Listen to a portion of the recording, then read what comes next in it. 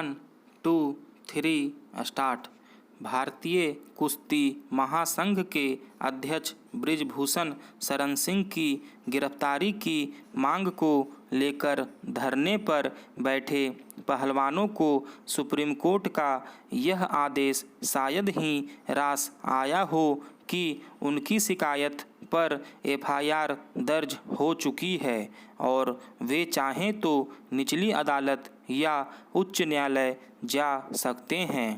चूँकि supreme court ने मामले की सुनवाई बंद कर दी है, इसलिए पहलवानों के पास निचली अदालत या उच्च न्यायालय जाने के अलावा और कोई उपाय नहीं।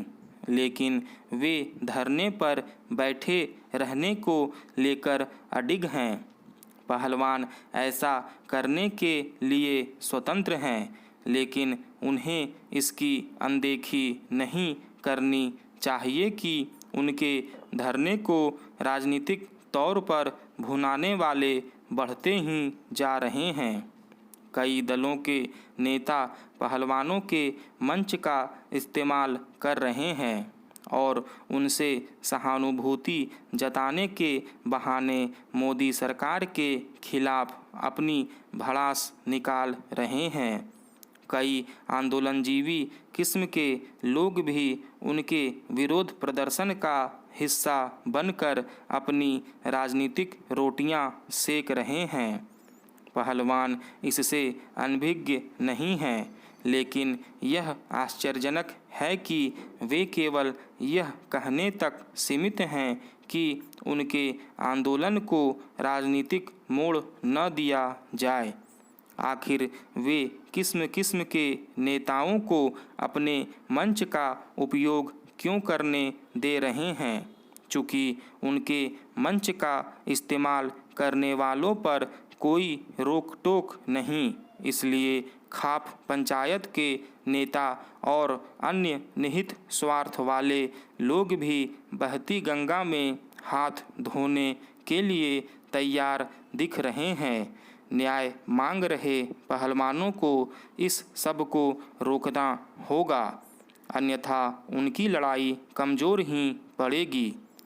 उचित यह होगा कि सुप्रीम कोर्ट के आदेश के बाद धरने पर बैठे पहलवान निचली अदालत अथवा उच्च न्यायालय जाएं। इसी के साथ यह भी समय की मांग है कि सुप्रीम कोर्ट के हस्तक्षेप के बाद दिल्ली पुलिस ने बृजभूषण शरण सिंह के खिलाफ जो एफआईआर दर्ज की है, उनकी जांच में तत्परता का परिचय दें। यह जांच होने के साथ होती हुई भी दिखनी चाहिए और उसकी प्रगति रिपोर्ट भी साझा की जानी चाहिए, क्योंकि पहलवानों ने बृजभूषण शरण सिंह के खिलाफ जो आरोप लगाए हैं वे गंभीर हैं। इन आरोपों की जांच इस तरह होनी चाहिए जिससे किसी तरह के संदेह के लिए गुंजाइश न रहे। बात केवल महिला पहलवानों के मान सम्मान की ही नहीं, खेल संस्कृति की भी है। यदि खेल संघों की कार्यप्रणाली विवादों से घिरी रहती है तो स्वस्थ खेल संस्कृति विकसित नहीं हो सकती। यह स्वीकार्य नहीं कि महिला खिलाड़ी अपने लिए सुरक्षित वातावरण का अभाव महसूस करें। महिला खिलाड़ियों को उपयुक्त वातावरण प्रदान करके ही आदर्श खेल संस्कृति विकसित की जा सकती है, जहां केंद्र सरकार को यह सुनिश्चित करना होगा कि दिल्ली पुलिस पहलवानों की शिकायतों की सही ढंग से जांच करे। वहीं धरने पर बैठे पहलवानों को अपनी लड़ाई को सस्ती राजनीति का अखाड़ा बनने से भी रोकना होगा। रूस और यूक्रेन के बीच चल रहे युद्ध में अब एक नाटकीय मोड़ आ गया है। रूस ने आरोप लगाया कि यूक्रेन ने उसके राष्ट्रपति व्लादिमीर पुतिन की हत्या के इरादे से 2 जंगी ड्रोनों से क्रेमलिन पर हमला किया। हालांकि उन्हें निष्प्रभावी कर दिया गया और उसमें कोई हताहत नहीं हुआ। उधर यूक्रेन का कहना है कि इस हमले से उसका कोई लेना देना नहीं है। रूस इसे लेकर कहानी बना रहा है ताकि उसे उकसाया और 9 मई को होने वाली उसकी विजय दिवस परेड में व्यवधान डाली जा सके। मगर रूस ने इस आधार पर जवाबी कार्रवाई तेज कर दी है। यूक्रेन की कई जगहों पर हमले किए गए हैं जिसमें अनेक लोगों के मरने की खबर है।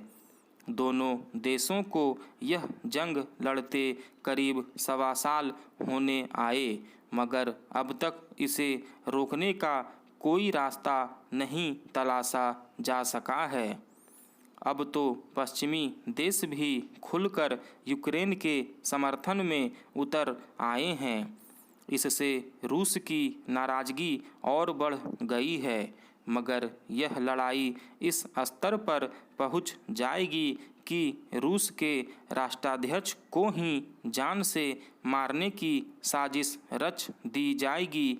इसका अंदाज़ा शायद किसी को न रहा होगा। हालांकि यह घटना अब भी बहुत सारे लोगों के लिए अबूझ पहेली की तरह बनी हुई है कि आखिर यूक्रेन ने यह साजिश रची क्यों।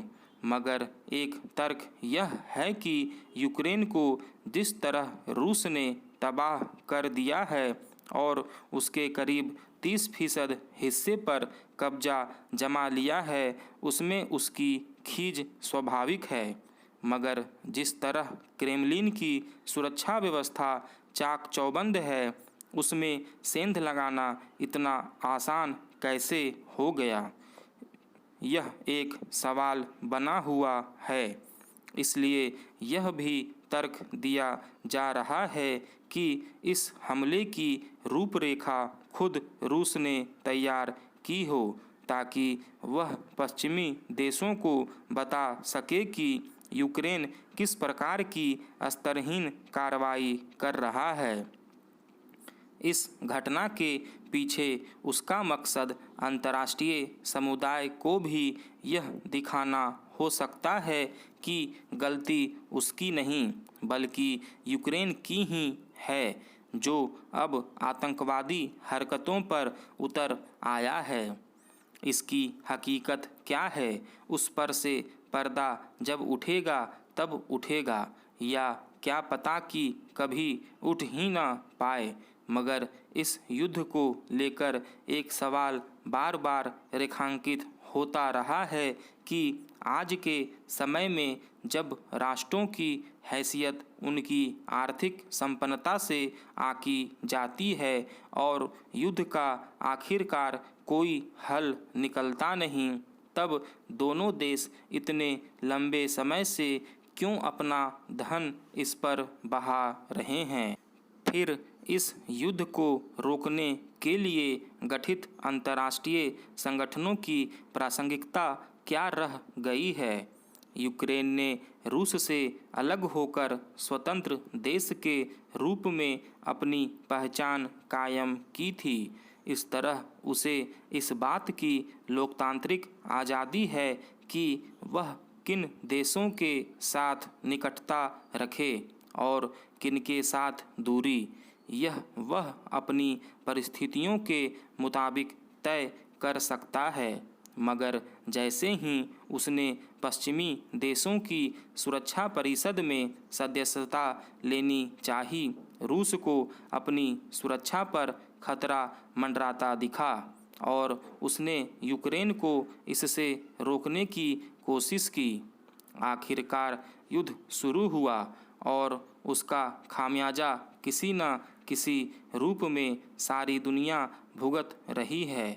इस युद्ध के खिंचते जाने में कुछ देशों के राजनीतिक स्वार्थ हैं, पर यह किसी भी रूप में मानवता के लिए उचित नहीं है।